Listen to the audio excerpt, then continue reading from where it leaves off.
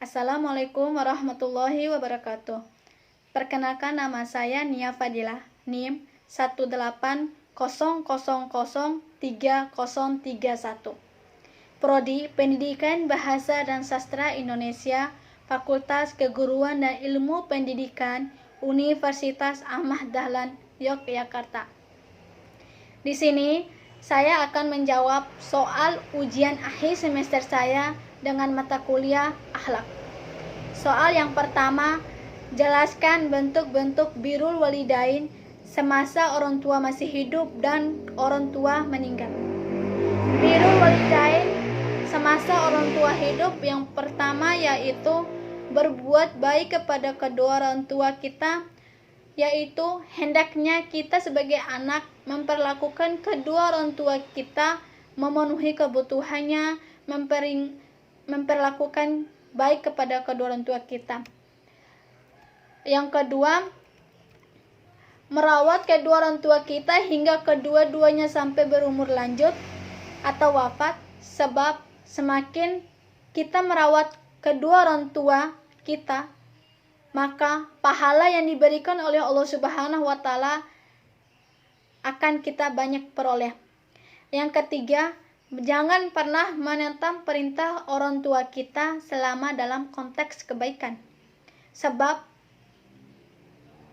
perkataan mereka sangat memuliakan jalan dan langkah kita.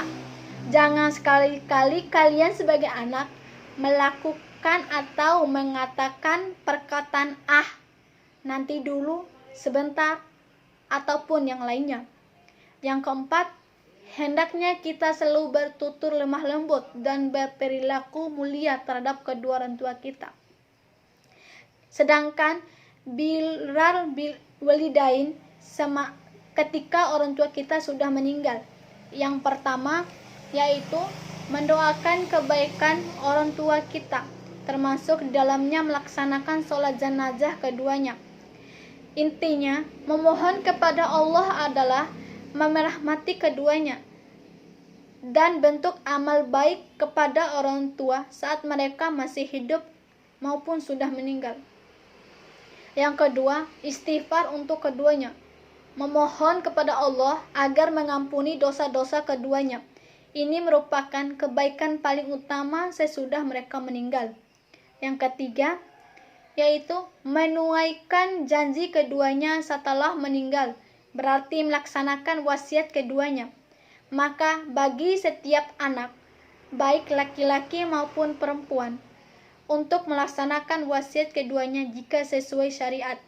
Yang keempat, memuliakan teman-teman keduanya, termasuk kawan karibnya, rekan kerjanya, kerabatnya. Seorang anak menghormati dan memuliakan diantaranya dengan berkata sopan dan baik kepada mereka, menjenguk saat mereka sakit, membantu saat kesusahan, memberikan hadiah, dan sebagainya. Yang kelima, menyambung silaturahim, hubungan kerabat keduanya, yaitu berbuat baik kepada paman, bibi, jalur ayah maupun ibu, kerabat-kerabat mereka. Berbuat baik kepada mereka dan menyambung kerabatnya mereka, termasuk memuliakan kedua orang tua kita. Soal yang kedua, yaitu jelaskan pendapat Anda mengenai ta'aruf. Menurut pendapat saya tentang ta'aruf, yaitu adalah kegiatan silaturahim. Kalau masa ini kita bisa dibilang perkenalan bertatap muka, atau main bertemu ke rumah seseorang yang dengan tujuan berkenalan dengan penghuninya. Bisa juga dikatakan sebagai bahwa tujuan dan perkenalan tersebut adalah untuk mencari jodoh. Jadi, ta'aruf bisa juga dilakukan jika kedua belah pihak keluarga setuju dan tinggal menunggu keputusan anak untuk bersedia ataupun tidak untuk dilanjutkan ke jenjang hitbah atau pernikahan. Yang kedua, yaitu sebagai sarana yang objektif dalam melakukan pengenalan dan pendekatan. Ta'aruf sangat berbeda dengan pacaran. ta'aruf secara syar'i memang memerintahkan oleh Rasulullah Shallallahu Alaihi Wasallam sebagai pasangan yang ingin nikah. Perbedaan hakiki antara pacaran dengan ta'aruf adalah dari segi tujuan dan manfaat. Jika tujuan pacaran lebih kepada kenikmatan sesat ataupun zina dan maksiat, berarti ta'aruf jelas sekali tujuannya yaitu untuk mengetahui kriteria calon pasangannya. Soal yang ketiga yaitu jelaskan 4 akhlak pergaulan remaja. Yang pertama yaitu menumbuhkan sikap arif dan bijaksana.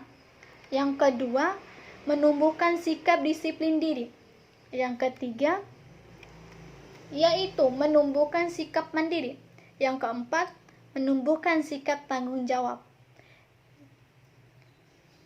Jadi, dari 4 akhlak pergaulan remaja tersebut menjelaskan bahwa setiap remaja harus bersikap adil dan harus bersikap tanggung jawab di setiap pelaksanaannya. Soal yang keempat yaitu uraikan bentuk-bentuk akhlak alam terhadap alam. Penjelasan akhlak sendiri yaitu menurut bahasa etimologi. Perkenalan akhlak ialah bentuk jamak dari akhlak yang berarti budi, pekerti, bertanggung jawab, ataupun tingkah laku, ataupun tabiat. Sedangkan penjelasan akhlak kepada alam sendiri yaitu segala sesuatu yang ada di langit dan di bumi beserta isinya. Bentuk-bentuk berakhlak dengan alam yaitu dengan cara 1. Melarang menerbang liar. Yang kedua, membuang cagar alam dan suaka margasawa. Yang ketiga, memberikan pengertian yang baik tentang tentang lingkungannya. Yang keempat, reboisasi. Yang kelima, yaitu melarang perburuan liar. Yang keenam, yaitu menetapkan tata guna lahan yang sesuai. Yang ketujuh, yaitu mengendalikan erosi. Yang kedelapan, yaitu memberikan sanksi tertentu bagi pelanggarnya. Jadi, itulah jawaban-jawaban saya di mana ujian akhir semester saya mata kuliah akhlak. Dengan itu, saya akan akhiri. Assalamualaikum warahmatullahi wabarakatuh.